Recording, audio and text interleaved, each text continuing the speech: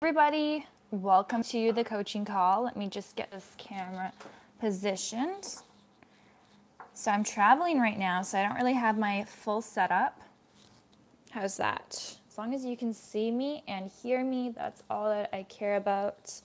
Quality is not that important right now. It's all about what we're going to learn today. So, how's that? Okay. All right, awesome. Let's see, testing here. Okay, so as you guys know, you can post your questions in the chat box and I'll answer questions at the end of the call. Today, I'm very excited for this call. I was thinking this morning, what am I going to share with you today? And I came to me that, I'm not really receiving as many emails as I thought I would for the monthly coaching.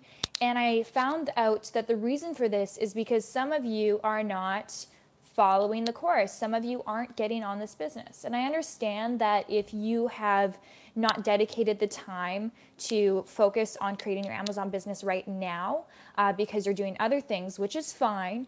But if you have dedicated this time to focus and start your Amazon business, then what are you doing? Why aren't you emailing me with your questions? Why haven't you sent me your top 10 products? All of these things, because time is precious and the sooner that you can get started, the better. So if right now is a good opportunity, you don't have too many things going on, let's get started with this Amazon business. It's going to work for you. You just got to get going.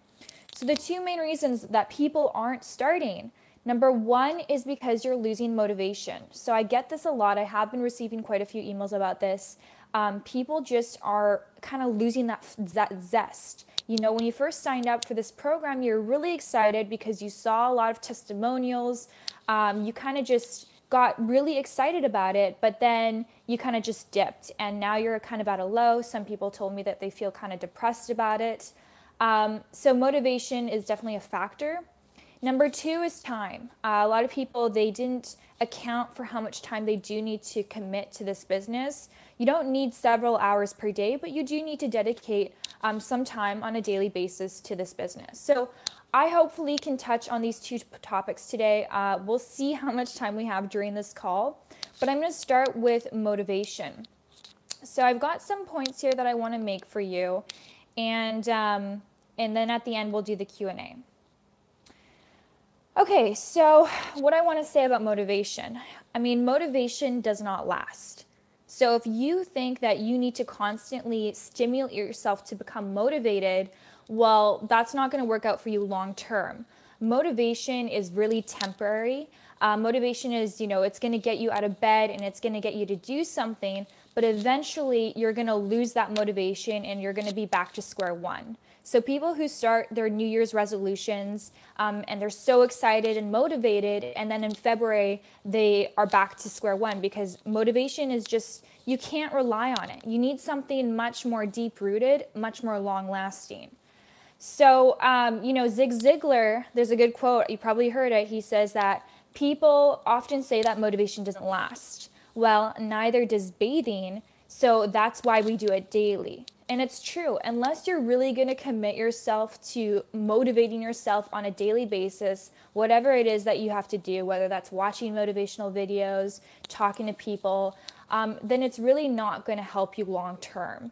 And motivation is useful. You can use it to really help you in the moment. But again, we need something much more deep-rooted. So I like to think of motivation within my body. So, I love fitness and I'm always comparing things to fitness. And for some reason, this came to me, this type of metaphor. So, our body uses sugar, glycogen stores as a primary fuel source because they're fast burning. I think motivation is the same thing. Motivation is a fast burning fuel source. We can use it quickly, but it dies off quickly. There's not a lot of it. Our body uses fat as a last resort fuel source because it is slow burning. It's a slow burning fuel source. So what can we use that is the fat? If glycogen is motivation, what is fat? So I believe that the fat is the fuel of the fat is purpose. You need to have a purpose. Purpose is much more deep rooted. It's going to last you a lifetime, and you need to figure out what your purpose is for this business. So motivation is going to push you to do things. So if you need to get to the gym, you might see a picture of a really fit body, and that might push you to go to the gym. But if you have a purpose, a true identity, a true reason, you're going to want to go to the gym. So you're going to have to exert less effort to make yourself do something. So there's a lot of things in this business that you're not going to want to do. I'm going to be straight up about it: answering emails, customer service, figuring out taxes, accounting, bookkeeping, a lot of stuff that you're probably not going to enjoy doing, but you're going to have to figure it out. And motivation isn't going to help you do that. It's going to help you procrastinate. You're going to need a purpose to get you through those times. So what's your purpose for starting an online business? It sounds kind of like a really big topic. It can feel heavy, and you might feel like, oh, I need a few hours to think about this. But really, no, you can determine what your purpose is right here and now. Your purpose changes throughout your lifetime. It can change, a year from now. It can change 5 years from now. It doesn't have to be such a big deal. My purpose when I first started my business was really just to create some sort of online business that would give me mobility. So I just wanted to be able to have the freedom to travel like I am now, right? Right now I'm in Venice, California. I live in Vancouver, and right now I'm in the sun, and that's all I really wanted. I wanted to get out of the rain, out of the muggy weather, and be able to travel. So I really do think that you need to figure out what your purpose is. Now, since having created my business, my purpose has changed. My purpose is no longer to create a business, but to continue to build my business. And I was really thinking, what do I really want now? What is the number one thing that my business can offer me right now? And at this point in my life, at this moment in my life, it's to do things that give me more fulfillment. So to do things that give me more pleasure on a daily basis, whether that's having the time to go to a dance class, or planning a date night with my boyfriend, or traveling, or taking a vacation that I don't have to have my computer and my phone and work and all that stuff. So now I determined my purpose is to do more things that truly fulfill my soul by continuing to build a business that gives me freedom of time, which is my Amazon business, so that I can do things according to my schedule. So to do more things that fulfill my soul is the purpose, the reason why I have the business. The way that I can have that to do those things is through my online business, and my online business is able to give me freedom of time. So basically, my business now gives me the freedom of time to do things that I like to do. So just figure out what your purpose is, write it down, pin it on your fridge, have it on your desktop, have it anywhere you can see it, because really just reminding yourself on a daily basis why you're doing this. That's really important. And I think that's really going to help you, forget motivation. Having this purpose is going to be long lasting, and it's going to help you get shit done. Next is knowing that it works. This course, this system, it works. The Amazon business it's just a system. Once you learn how to do the basics of sourcing a product from China, how to set up your listing, how to do a product launch, how to market your product, once you just learn that, you can replicate that. It's really not that hard. That's why I've been able to do it. You don't need a special talent. You don't need to be extra smart or anything like that. So, when people say, oh, I just don't know if this is for me. I don't know if I can do this. I don't know if the course works. They're losing faith. And I'm like, no, that's bullshit. You have no excuse at this point. If you bought the ASM program, you bought the #1 training course available online, which is at around $5,000, which is a pretty hefty price tag. So you invested money into this course. There is no excuse at this point. So if you're not going to do it, it's on you. You can't blame anybody else. You can't blame the training materials because everything that you need is there. It's all provided for you. You have the best training, and you also have a community. ASM gives you a community. You can post in the ASM groups to ask what are they called? The mentors. You have the Facebook page where you can ask me questions. So it's all there for you. It's just a matter of really realizing that, yes, this works and it can work for me. And really just take it in, absorb it. Because right now, maybe it's not within your reality. But once you really understand that this is a system. I have to learn the system. And once I learn the system, I can replicate it and create a really successful business. Just remind yourself that on a constant basis. Just continuously remind yourself of that. And I think that's going to help as well. Next thing I think is raising your standards. So when I first started my business, all I wanted to do was replace my income. I just wanted to make around $1,500 to $2,000 a month. And so, I was super happy when I made that. But I was once I hit the 2K mark, I wasn't making more in sales. I wasn't doing more. And I was wondering why. And it's because I didn't have high enough standards. It wasn't at that point within my reality to be earning $10,000 a month, $20,000 a month in sales. It just wasn't something that I thought was possible, because I thought that you had to be super experienced, you had to have like an amazing product, you had to do all these things, and I just didn't think it was for me.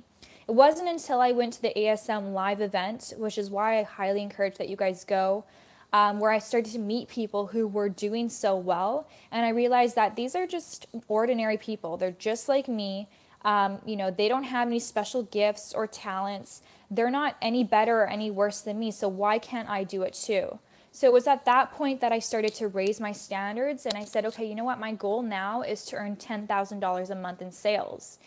And I kid you not, that as soon as I started to raise those standards, I started, if my goal was $10,000 a month, I hit it within, maybe a month or two, then 20,000, then 30,000, and it just kept on going up. So, what happens is we kind of have this subconscious block in our mind. When you don't open your mind up to the possibilities, subconsciously you're not allowing your brain to connect the dots. So once I started to realize that this is within my reality, I leveled up, I increased my goals, I raised my standards, and then my mind put two and two together. I started coming up with better ideas. I started figuring out what things are really going to help to grow my business. And it just really was important. So raise your standards, raise your goals. You also don't want to be too out of, you want to be realistic. So if you have your goals set too low, then you're limiting yourself. If your goals are set too high, then you can put a lot of pressure on yourself that can cause anxiety. So figure out something that is realistic, but don't limit yourself, okay? Don't say, it's just all I want is $2,000 a month to replace my income. No, shoot for more. If $2,000 a month is enough to pay your bills, why not have something that can earn you extra money to start investing, right? So aim for maybe $5,000 a month, whatever it is. I think that can really help motivate you and give you some juice, because it's exciting to think, hey, this is within my reality and it is possible. So go to the live event if you guys can. That's in Orlando. I would really recommend going because it's really an amazing thing. You're going to meet a lot of awesome people. I'm going to be there. Nancy, I'm going to be there. And I might set like a meetup for everyone who joined the course through me, but I'm not sure yet. But yeah, go regardless. You're going to learn a lot. It's a good investment to go, and it's great. Okay, so now I wanted to start talking to you about time management. So I have also quite a few emails about this. I know that a lot of you guys, you're not doing this full time, which makes sense. I don't expect anyone to be doing this business full time at this point. It's not until your business starts earning you, a good amount of income before you should go full time anyways. So it becomes a little bit challenging to manage working, maybe being a parent, taking care of your kids and doing your business. And I could recommend to you guys some tools that can help with time management. But I don't think that's really what the core issue is. So I want to go a little bit deeper than that. And what I'm going to share with you today is something that I learned from Tony Robbins. I learned it from his Time of Your Life audio book. And it's called Time Targets. So this is very important. I want you guys to really absorb this. It can be a little bit confusing, but try and get it as much as possible, because I think this will really help you to look at the bigger picture. It's not just about the tools, the apps, the utilities that you can buy to organize your life a little bit more. It's more so knowing what you should be focusing on with your time. So Tony Robbins calls them time targets. There's 4 quadrants for your time targets. Also know that right now, if your life is chaotic, if things are kind of out of order, that's normal. I mean, you're just starting this business. You're not going to know exactly how to manage your time right away. It does take time to figure that out. So don't be too hard on yourself. Give yourself the time to learn this.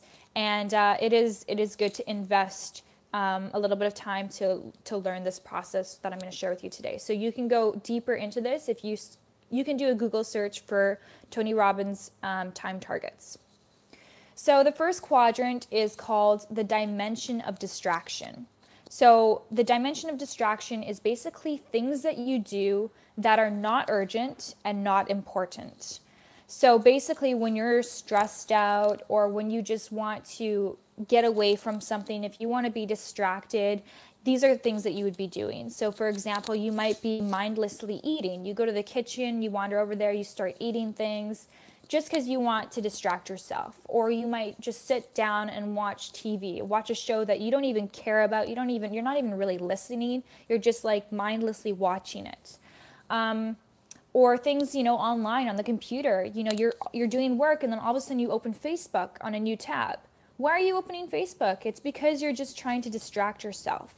So know that these are things that are not urgent and not important, and they're really just distractions. And those things are going to eat up a lot of your time. It adds up. So every time you open that Facebook tab, every time you check your phone, check your Instagram likes or whatever it might be that you do to distract yourself, that adds up throughout the day. And that's really, you need to be aware of how much time you're spending doing that. The second dimension is the dimension of delusion. So these are things that are urgent and not important. So things that are urgent, we think that a lot of things in our life are urgent and they need our attention right then and there. So for example, you might be making a to-do list and you're all of a sudden, this person emails you and your mom calls you and then Stacy tells you got to take the dog on a walk, and all of these things that are being asked of you from external sources, and you feel like there's an urgency to complete them. And this is a false urgency. You think it's urgent, but really it's not important. It doesn't matter if it's urgent. It matters if it's important.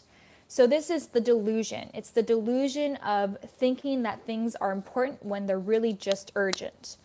You don't want to delude yourself into that, because when you think that everything is urgent, you're going to be more stressed. You're going to live more in a reactive state.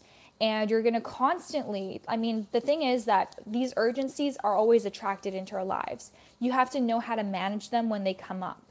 And know when to recognize whether or not it really is urgent. So that's the dimension of delusion. You don't want to live in that area. The next dimension is the dimension of demand. So this is when things are urgent and important. So they're both urgent and important. Things could be things that are unexpected. For example, somebody gets into a car accident and you have to be there for them. Somebody's ill in the hospital, or you become sick. Things, that just life happens sometimes. So they're both urgent and important, and you need to be there to attend to them. And it's kind of like things that might be unexpected sometimes. So that can suck your time away as well. The last dimension is the zone. The zone is where you want to be. The zone are things that are urgent, or important and not urgent. So important and not urgent. The zone contains all those actions that you know are important in your life, but you tell yourself, I don't have the time for it. Because you're doing all the urgent things with your time. You're answering the emails. You're responding to the phone calls. And so the things in your life that you really know fulfill you, you don't have time to do. These are the important things. So for example, something in my life that's important is going to the gym and fitness, making sure I take care of my health, doing dance classes. Really, I love just being feminine and being in that state and being in the flow. That's important. But sometimes I don't do that because I feel like I have no time for it because I'm doing all of these urgent things in my life. But the truth is, those important things are really what are going to fulfill me on a much deeper level. And they're like the soul food. It's really, really important. So, Tony Robbins says that activity without purpose is the drain to a life of fulfillment. It's a really good quote. So remember this: activity without purpose is the drain to a life of fulfillment. So you don't want to be just doing a lot of things. What does it mean to do things? Just doing a lot of things when they don't have any real purpose is useless. And sometimes that's what happens, especially with this business. You're going to have a lot of things that you're going to have on your to-do list. If you go to the seminars, there's going to be a lot of things that you're going to think that you've got to get done now, that things that you think are urgent and important, but you have to really realize what are the things that are urgent and important and what are the things that are just important. I hope I'm not confusing you guys, because I know it's a lot of the same words, urgent, important, but there's a big difference between all of these quadrants. So the zone is the dimension of fulfillment. The zone is the bullseye. Tony says that people who experience lives of total fulfillment live 50 to 70% of their time in the zone. So in the important and not urgent zone. So that's a big chunk of your time, 50 to 70%. So what I want you guys to do is I want you guys to be able to figure out where you're spending most of your time. So are you spending your time in the dimension of distraction, in the dimension of delusion, in the dimension of demand, or in the zone? So what percentage of your time are you spending in each of these areas? For me, I realized that, hey, I'm spending maybe 20% of my time in the zone. I need to up that. I want to spend more time. So stop living in reaction to outside demands. Stop living in reaction to other people's agendas. The phone calls, the emails, all of that stuff, it's always going to be there. You need to do things that are really going to get you further. Now, if I can relate this directly to your Amazon business is that important zone, because if we go back to what your purpose is for doing your business, your purpose might be to give you that freedom of time, to give you the time to do things in that important zone, to give you mobility, to give you financial freedom to take care of your family. These are really important things. So you need to be recognizing that your business should be a priority. Starting this Amazon business and working on it should be a priority in your life. I would argue more of a priority than your regular job. Because, most people who are doing this business have some sort of goal to eventually do it full time. If you don't, that's perfectly fine. But most people do want to pursue their business full time. And the only way that you're really ever going to get there is if you recognize the importance of working really hard on your business. So recognize how much value this can have for you in the future. Recognize that everything that you do right now today is going to compound. If you haven't read the book, The Compound Effect by Darren Hardy, I highly recommend reading it. It's an amazing book. Basically, it's going to teach you that, all these little things that you're doing today, you might not see an instantaneous result. You might not see, might not be feeling like it's really making an impact, making a difference, growing your business. But over time, all the little things, they add up. And eventually you're going to have a ripple effect, and it's going to compound, and there's going to be something big that's going to happen. Same thing happened with my YouTube channel, in the beginning, I do video after video after video, and nobody's watching them. I feel like I'm talking to myself. And then eventually your videos get more exposure on YouTube, you get more views, you get subscribers, and then you feel like you've really built your channel. You start to have a following. You feel like you know your followers, like you want to give them videos, you want to give them content. So everything you do in this business is, the compound effect is taking place. So don't feel like what you're doing is insufficient. Don't feel like it's useless. It is going to make a difference long term. So remember that, just to sum it up, dimension of distraction is not urgent, not important. Dimension of delusion is urgent, but not important. Dimension of demand is urgent and important, and the zone is important and not urgent. So remember these, figure out what percentage of your time you're spending in each of these quadrants, figure out what type of work within your business is within these quadrants. So you can really blow this up to your whole life and really figure it out, or you can also sum it down to figuring out specifically for your business, what are the things in your business that are important. You know, for me, for example, I used to do first thing in the morning, I used to open up my email and respond to all my emails. I don't do that anymore. I realized that, you know, yeah, emails are important. I have important people to respond to, communication, things that are really going to help grow my business. But there are more important things than responding to people, and phone calls as well, messages. So now, first thing in the morning, I first take care of my mind, body, and soul. I do my own type of meditation. I have a morning ritual that I do, and I know that that's very important. Then I go to and start doing my work. And my work, I don't open my emails, I don't open my social media. I start doing things that I know are going to grow the business. So every day I do one thing that I know is going to make the biggest impact in my business. Anything else that I do after that is just like a bonus. So I don't put too much pressure on myself now. I don't say that I have to do 1,000,001 things on my to-do list. No, I just figure out one thing for today that I could do that would really help grow the business. And then when I'm done that, anything else is just a bonus, and I feel really great about it. And at the end of the day, I spend time answering emails and getting back to people. So also, you know, one thing that I would help, recommend to you is to, you know, maybe right now you don't have a lot of emails. When you start your business, you don't have a lot of people to talk to, but eventually when your business gets going, you're going to have your email is going to be hundreds of emails every day. So I would allot certain times of the day just for that. So you can have like an autoresponder on your email that says, hey, thanks so much. I received your email. If this is urgent and you have my phone number, please call me. But just so you know, I answer emails Monday to Friday from 6 to 7 p.m. So people aren't going to expect you to answer right away, and they know what time of the day that you will usually respond. So just remember, don't work on other people's schedule. Be the master of your own schedule. You determine what you do in the day, and make sure that what you're doing is important. Make sure that what you're doing isn't urgent. Urgency is deceiving. A lot of things seem urgent and important when they're really not. So figure that out ahead of time, and that's going to save you time. Okay, so if you guys have questions now, I would love to get into that.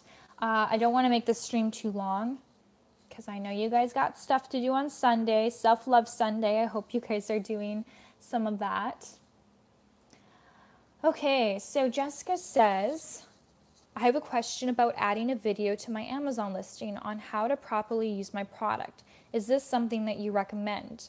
That's a great question. So there are people who have videos on their Amazon listing.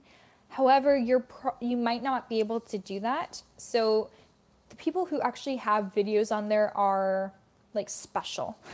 Amazon has allowed them specifically. Amazon has a program where they reach out to specific sellers and they give them the ability to add video to their listings. It's not something that you can apply for. It's not something that you can request. Basically, they have to reach out to you somehow, or you have to have some sort of connection. So it might not be right now within your reality, but what you can do is you can create an A+ listing. So the standard Amazon listing is a basic listing with a description that's just like regular text. Amazon doesn't technically allow HTML coding, but you can still do like bold font and spaces if you know how to do that, which I can help you with later if you need help. But that's just a basic Amazon listing. Now what they have is called A+ listings, which look way better. So I'll show you an example from my Amazon listing for my waist training products. So the reason that you'd want to do an A+ listing is because you're able to communicate better what your product really does. And it's just much more attractive, much more appealing. I'm trying to find my Amazon listing.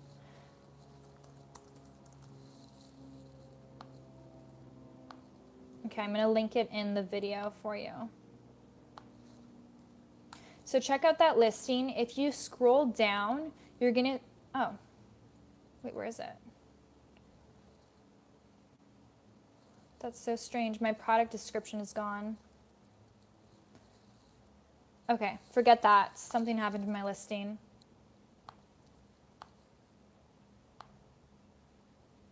It's weird. Anyway, so usually what it would be basically an A plus listing is just the listing looks way better. You can add more photos, you can add more text, and it's much more organized and it looks good. So I would highly recommend doing that because that's just going to help you get more sales.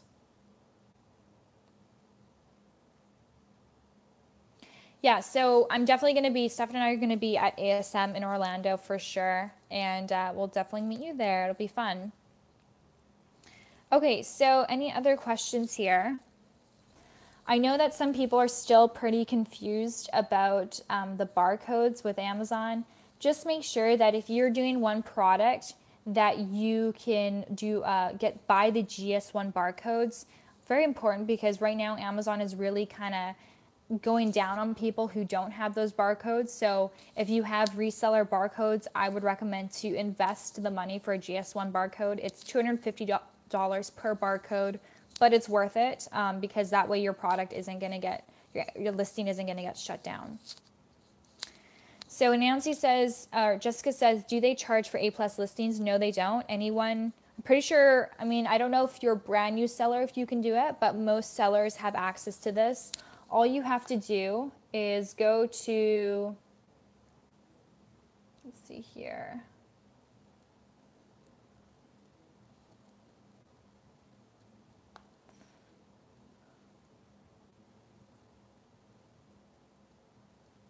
Okay, so if you go to advertising and then you go to enhanced brand content, that's when you'll be able to create an A plus listing if you go there. You have to have a professional Amazon sellers account to do this.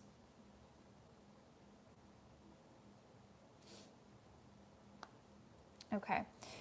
One of the top 3 products has many colors and patterns. When I determine competing products, should I pick the exact color pattern as my competing product? Or should I treat the product itself as competing product no matter how many colors it has?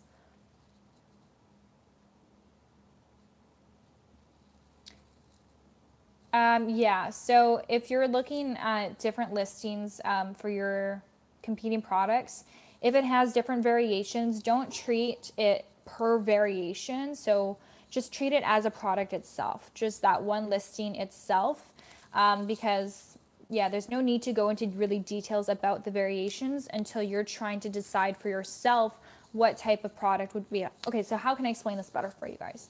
So if there's a product that you want to do, say it's a baby diaper backpack. It comes in red, it comes in gray, and it comes in black.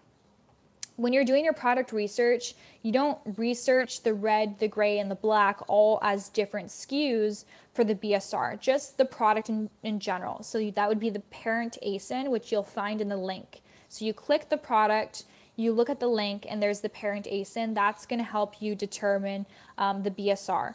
Now, but when you're deciding, okay, I want to do a baby backpack, I've already decided on that, but now I need to decide on what color and what style to do. At that point, you'll take into consideration the different variations of it. So you'll look at the red, you'll look at the black, you'll look at the gray, you'll see which one has the most sales. If it's the black, which it probably is, it's usually like the very basic colors, then you'll say, okay, the black does the best. Now, what about the type of material? Is it the one that has patterns? Is it the one that's plain? Or is it the one that's sparkly? So you go into more details step by step. And basically, you don't want to do a product with a variation for your first product, as I shared with you before. But if the baby backpack, most listings do have variations, find the one that sells the best and replicate that basically. So if it's a baby backpack, do the black backpack with a gray handle and figure out a way that you can make it a little bit more unique. Ask your supplier if they can maybe make the interior a different color or whatever. Just don't stray too far outside of what's already working.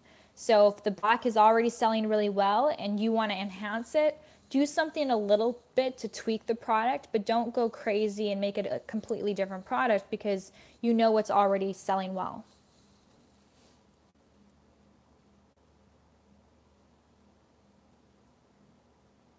Yeah, so if a product's patent pending, They're probably going to get the patent, and I wouldn't really risk that. It doesn't really make sense because there's so many products on Amazon that you can do that are not patent pending. It's just it's not worth your time, because eventually by the time you source your product and get it to Amazon, all of a sudden they got the patent, then it's a waste for you. You lose your product. So don't do that. Don't do anything that's patented. That's a good point that you bring up. Make sure that you are checking for patents, check for trademarks, all of that stuff. It's really important. Some people, though, have mentioned to me that, well, they wanted to do this product, but it seems like it's patented, yet there's so many different sellers. So how is it possible that there's all these different sellers and there's a patent on the product?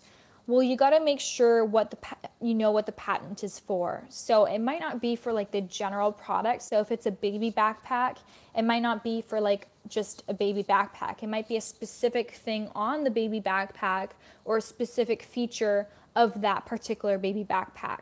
So know exactly what the patent is for and then work your way around it. So if it's a special handle that they created for the baby backpack, well, you can still replicate a baby backpack, just don't use that handle. So make sure you know what the patent's for. Same thing with trademarks. Some trademarks are for just like a specific design. There's like design trademarks, and then there's text trademarks. So be careful with that as well. And also, I know a lot of you guys were looking into certain costs for things. I did create a video that how much does it cost to actually start an Amazon FBA business. And you should check that one out for sure. The trademarks, you don't have to do that now, guys. If you're just starting your business, there's no point of really trademarking your brand right now.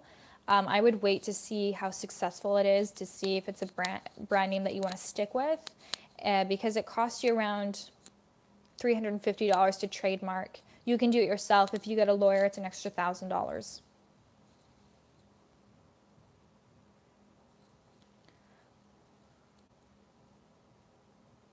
So my top product has 2 competing products that are within BSR range and price range.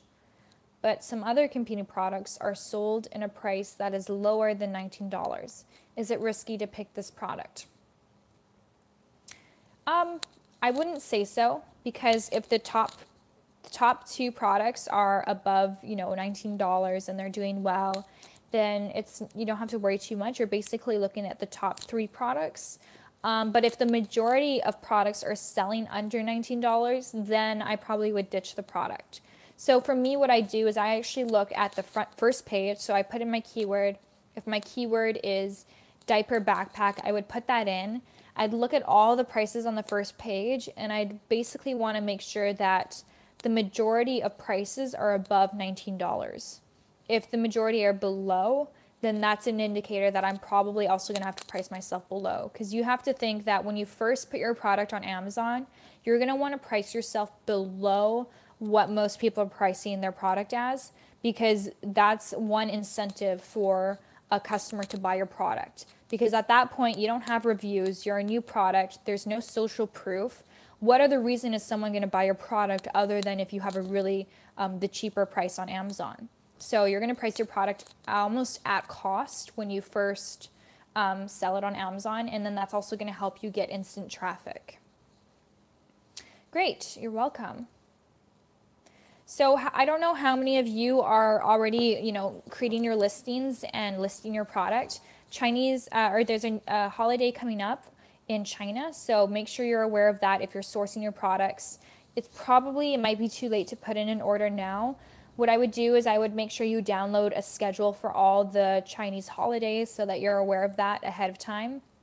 And yeah, make sure that you're ready on Amazon afterwards. Have your listing ready. Get all of your social media stuff ready. Get press releases done. I would also look into influencers ahead of time. As I mentioned in my last stream, it's really important for your product launch. Make sure that you have all of that ready. So have your listing ready, have your website done. You have a lot of time to work on that stuff so that when your product gets sent to Amazon, it's ready. Everything's ready for you. You're going to have a successful launch. All right, guys, so if there's no more questions, I'm going to end the call. We did good time today, only 40 minutes. And Yeah, great. Awesome. Thank you for joining me on this call. I hope that you're going to, figure out what your purpose is for your business and also figure out, where you're spending most of your time, what quadrant you're spending most of your time, and how you can improve that, how you can spend more time on the important things, less time on the things that appear to be very urgent. So hopefully this call was helpful, and I'll see you in the next coaching call. Remember that you do get to email me once a month with your Amazon questions, and I'd be more than happy to provide information for you guys. I want you to have success on Amazon. I want you to see you do great things. I've seen some amazing people do amazing launches, and already they're doing really well. So that can be you, and I want it to be you. So let's make it happen. Have a great day, guys.